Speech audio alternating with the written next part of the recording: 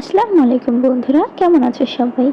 আজকে এই দিনটা আমার কাছে ছিল একেবারেই অন্যরকম একটা দিন। কারণ হচ্ছে এই যে আমার মেয়েকে দেখতে এসছো, ও আজকে হচ্ছে যাবে ঢাকা। ও হচ্ছে অসুস্থ, ও অনেকদিন যাবৎ ধরে অসুস্থ। তো তোমরা সবাই ওর জন্য দোয়া করবে, এটা আগে বলে নেই। আর তারপর হচ্ছে যে ওকে আমি এখানে যে দেখো বোঝাচ্ছিলাম, কারণ ওকে আমি একা পাঠাচ্ছি ঢাকা। একা বলতে আমি ওর সাথে যাচ্ছি না। আর ও আমাকে অনেক বেশি ভালোবাসে আর আমিও ওকে অনেক বেশি ভালোবাসি। ওকে ছাড়া থাকতে আসলে আমার খুবই কষ্ট হয়। আবার ওই যে দেখো কিভাবে মন খারাপ করে আছে, চুপচাপ রোবটের মতো দাঁড়িয়ে আছে। আর ওকে আমি বোঝাচ্ছিলাম যে আমি কালকে তোমাকে গিয়ে নিয়ে আসবো। বাট তারপরে কোনো নড়াচড়াও নাই, কোনো কথাও নাই, চুপচাপ মন খারাপ করে আছে। কারণ ওর হচ্ছে যেতে ইচ্ছা করতেছে না। ইচ্ছা করে ঠিকই, বাট আমাকে ছাড়া ওর কোথাও যেতে ইচ্ছা করে না। ওকে আমি এখান থেকে অনেক সুন্দর করে বোঝাই দিচ্ছিলাম যে তুমি যাও, আমি তোমাকে নিয়ে আসবো। চুপচাপ করেছিলাম, আমি ওকে আদর করতেছিলাম, বোঝাচ্ছিলাম। আর তারপর হচ্ছে ওকে দিয়ে আমি আসছিলাম হচ্ছে গোপালগঞ্জ পৌর পার্কে। এই জায়গাটায় যখন এই যে মাঝে মাঝে হকার্সের দোকানগুলো বসে না, তখন একেবারে কেমন যেন থাকে, বাট এই যে যখন ফাঁকা হয়ে যায় তখন এই জায়গাটা অনেক বেশি সুন্দর থাকে। আর আজকে এই জায়গাটা ছিল খুবই পরিষ্কার, মানে হচ্ছে কোনো ময়লা আবর্জনা, বিভিন্ন ধরনের কাগজ এগুলো ফেলানো থাকে না এখান দিয়ে, এইসব কোনো কিছুই ছিল না, অনেক পরিষ্কার ছিল। এতই ভালো লাগতেছিল এই জায়গাটা। আবার ছিল রোদ, আর রোদের কারণে হচ্ছে ভিডিও বা পিকচারগুলো খুব সুন্দর আসে, এটা তো তোমরা সবাই জানো।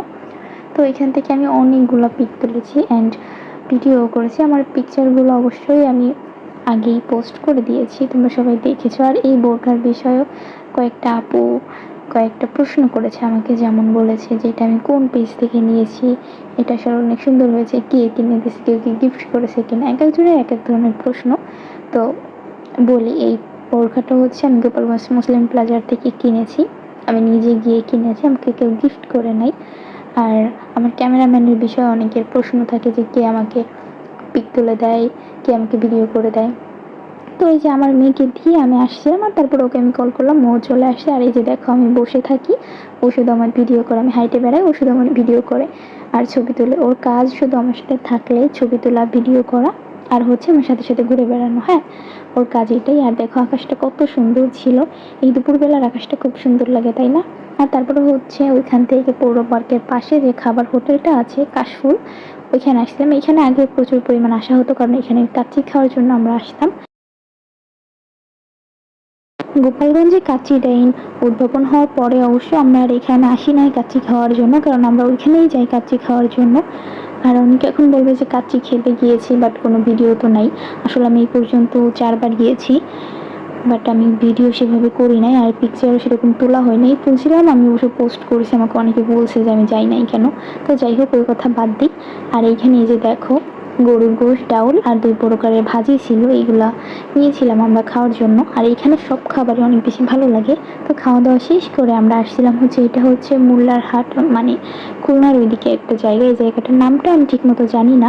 তো এখান থেকে আমার একটা আইসক্রিম পড়ে গেছে, দেন আমি আর একটা আইসক্রিম নিয়েছি, মানে খাওয়ার ভিডিও করার মাঝখানে আবার ছবি তুলতেছিলাম, তো এর ভিতরে আমার একটা আইসক্রিম হাত থেকে পড়ে গিয়েছিল, দেন আবার একটা নিলাম। আর এর ভিতরে হচ্ছে আমার যে ক্যামেরাম্যান, ওকে ওর কল আসছে যে ওর কে যেন অ্যাক্সিডেন্ট করেছে। তো তারপরে এখান থেকে আর তেমন কোনো কিছু করা হয়নি, কোথাও যাওয়াও হয়নি, এখান থেকে ও চলে গিয়েছে তারপরে। আর তারপর আমি হচ্ছে একাকে যে বাসায় আসতেছিলাম, বাসায় যাচ্ছিলাম আর কি। তো এখন বাসায় যাওয়ার সময় আমার অনেক বেশি মন খারাপ হচ্ছিল, কারণ এত সময় হচ্ছে আমি ছবি তুলেছি, ভিডিও করেছি, এর জন্য হচ্ছে আমার মেয়ের কথা অতটা আমার মনে পড়ি নাই। বাট এখন যখন একা একা আমি যাচ্ছিলাম, ওর কথা খুব মনে পড়তেছিল, কারণ ও যখন যাওয়ার সময় কান্না করছে, ওই বিষয়টা আমার মানে চোখের ভিতর ভাসতেছিল। তো যাই হোক, কষ্টের কথা আর তোমাদের না বলি। আজকের ভিডিও ছিল এই পর্যন্তই। ভালো থাকো সবাই, আল্লাহ হাফেজ।